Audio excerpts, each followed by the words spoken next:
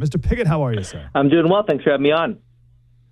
Good to talk to you. I'm trying to pull up this tweet that someone sent me. Oh, here we go. Does anyone ever pronounce your name? They try to make it French or something, like a Tommy Pigott. Definitely, 100%. My mom told me that she thought by naming me Thomas that people would know it was the Irish background, but that has never once worked in my entire life. Everyone always. I love it. Everyone always. So we were talking about this. So.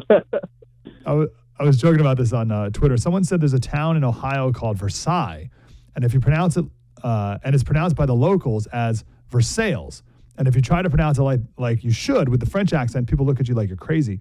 And someone said every state in the U.S. should have one town with a pronunciation that is inexplicable and specifically designed to easily identify outsiders. And one of our listeners said that there's a town in Missouri called Boy Dark, and they call it Bo Dark. It's like straight up. Just Missouri it with Bo Dark instead of Bois d'Or or whatever it would be done. So I like Tommy Pigott. Let's just keep it real. All right, Tommy, I'm grateful you're here. So we got the CNN interview tonight. I'm assuming the interview already happened, so they're just editing it today. Do you believe there's any desire by CNN to try to get some credibility back, sort of like they did in the debate with Biden, by pressing Harris at all, or will it just be straight propaganda? Well, unfortunately, I think it's going to be straight propaganda just based off the fact that especially it's a joint interview. And in the past, these have been very easy interviews. The fact that it's a joint interview and she's refusing to do one by herself, I think is very telling. I mean, she needs to do an interview by herself. That's the bare minimum of what we should expect from a presidential candidate. So the proof will be in the pudding, though. We'll see what actually was asked. We'll see what actually was discussed. If she's not pressed on her record, if she's not pressed on her ever-changing positions, if she's not pressed on why it took so long to do an interview, I mean, the list goes on and on, then it'll be clearly a softball interview. But right now, indications indicate it's not even softball, it's t-ball. So the proof will be in the pudding, exactly what they discussed, but I'm not highly confident about it. On the joint interview part, people have made that point, and a lot of Democrats have come back and shared pictures of Trump and JD doing interviews, or McCain and whatever. Like, everyone always does an interview with their vice presidential candidate. What's different about this time? Well, the fact that it's been 40 days, basically, since she was installed as the Democrat nominee, and we have yet to hear an interview or press conference from her. An honest candidate, that would have been the first thing they did. We had an unprecedented ousting of the presumptive nominee on the Democrat side. Unprecedented. Throwing away 14 million of their own primary votes. An honest candidate would have come out immediately and said, I'm going to answer questions. I'm going to explain how this happened. I'm going to explain what I knew when about Joe Biden's cognitive decline. Kamala Harris has done none of that at all. So the American people deserve answers about how this happened, what she knew about Joe Biden when, and then you combine that with all of her changes of policy. There's not a single policy page on her entire website, and she's out there with anonymous staffers changing every single one of her positions she's had for decades, even though she likely still has all of these dangerously liberal positions. She needs to explain that. We're talking about the presidency of the United States of America. There are so many questions she needs to answer. And the fact that it's a joint interview instead of what we should be seeing as interviews by herself really is telling, and she needs to do those interviews so there's time to actually ask her these questions and see whether or not she can answer them. Yesterday, we talked to a former congressman, and he detailed the efforts to try to get RFK off the ballot in Maine by the Tuesday 5 o'clock deadline that they had up there, and they just faxed it just in the nick of time to make it happen. You may know, you definitely know more than me, but my understanding is that RFK is on the ballot in Michigan, North Carolina, and Wisconsin, off the ballot in Arizona, Georgia, Nevada, and Pennsylvania. So kind of split there, right down the middle. Is there anything that can be done from this point forward to get RFK off the ballot in Michigan, North Carolina, or Wisconsin? Well, that'll be an ongoing process. I mean, the rules each one of those states is so complicated. We'll see what ends up happening there. I think the focus will be making sure that President Trump has that vision to reach out to supporters of RFK Jr., and we're going to be seeing RFK Jr., he already was at the rally with President Trump in Arizona, for example. I think it's about making sure that we're connecting those dots, saying, if you supported RFK Jr., you should really support President Trump, and here's why. And RFK Jr. started to make that case. He started to present those ideas, and President Trump's going to continue doing that. And I think it's also telling that President Trump's had two former Democrat presidential candidates endorse him in a matter of less than a week in Tulsi Gabbard and RFK Jr. it shows that he's really bringing people together. He's bringing people together around the vision that he has. And so it's about making that argument. So if you're a supporter of RFK Jr. or you were a supporter of RFK Jr., you really need to be supporting President Trump, and President Trump and RFK Jr. are both going to be making that case. If you could put a good word in for us for Nicole Shanahan as well. I'm very fascinated by her. She's RFK's running mate. And I love what I've heard so far from her, which is the only things I've ever heard from her, honestly. But just the whole Make America Healthy Again framing is like really intriguing.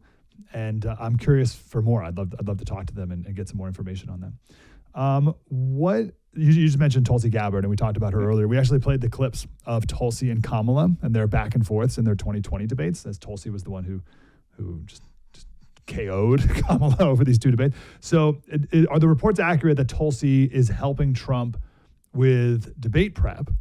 And part two is, what do you think was significant about those moments in 2020 that Trump can use coming up here on September 10th? Well, I think what was significant about those moments about 2020 was that it really was those interviews and those debates that sunk Kamala Harris's campaign. I think that's why she's not doing interviews, to be perfectly honest, right now. And I think it's about looking at why they sunk her campaign. And they sunk her campaign because she was the first one in line to adopt every single far-left position that was possibly brought up by the radical left. Every single one, from the Green New Deal to abolishing borders to eliminating private healthcare plans. It goes on. And then she was asked basic questions about that, asked about how she would pay for a Green New Deal, how she would pay for a socialist takeover of healthcare. And of course, she couldn't answer that because there was no answer to those questions, but that really sunk her campaign. And if you look at the debate with Tulsi Gabbard highlighting the real contradiction between who Kamala Harris was saying she was and what her record shows. And that's a common theme for Kamala Harris across her entire career. She says one thing, but her record is entirely different. As President Trump says, she is fake, fake, fake from almost everything. From her positions, it goes on and on and on. And so it's highlighting the fact that what she's saying does not connect with her record, does not connect with what she's done. And President Trump has a plan to do that. He's been doing that. And when it comes to debate preparation, President Trump is preparing much as he has for previous debates. He's making sure that he has all the facts and figures. He's also getting out there and speaking to the American people continually so that he can make sure that he's sharing what he's hearing with them as well. And President Trump's a great debater. He's won every single debate he's been in, has the most dominating presidential debate victory in the history of American politics by knocking Joe Biden out of the race. And Tulsi Gabbard has already been doing interviews. President Trump has been tweeting about her, posting about her, rather, and she's going to be part of this effort to win back the White House.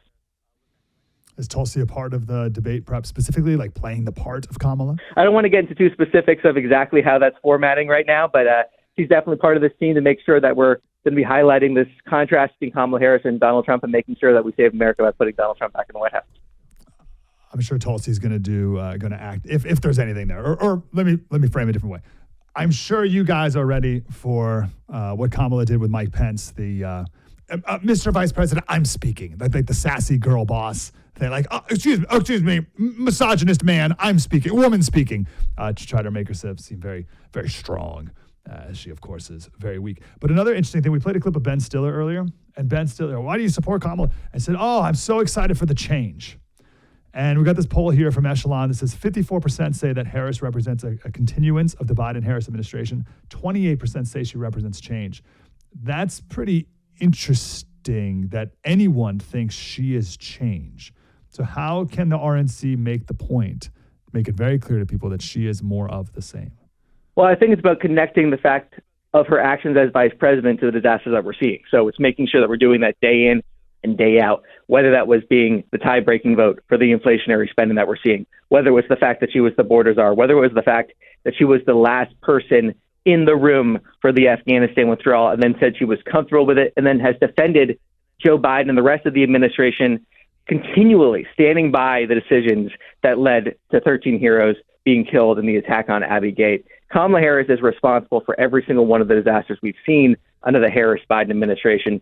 So it's about continuing to make that case, and then also making the case that when she talks about the quote-unquote future, what she's really talking about is doubling down on what she's done, and in fact going farther to the left to make these crises even worse. We've just seen recently, for example, that despite this back and forth on whether or not Kamala Harris opposes fracking, and she has opposed fracking for her entire career, a Harris campaign spokesperson just went out there and confirmed that she does oppose fracking. So Kamala Harris has been trying to walk back on all of her positions, but in reality, it's going to be doubling down on the chaos and destruction we've seen.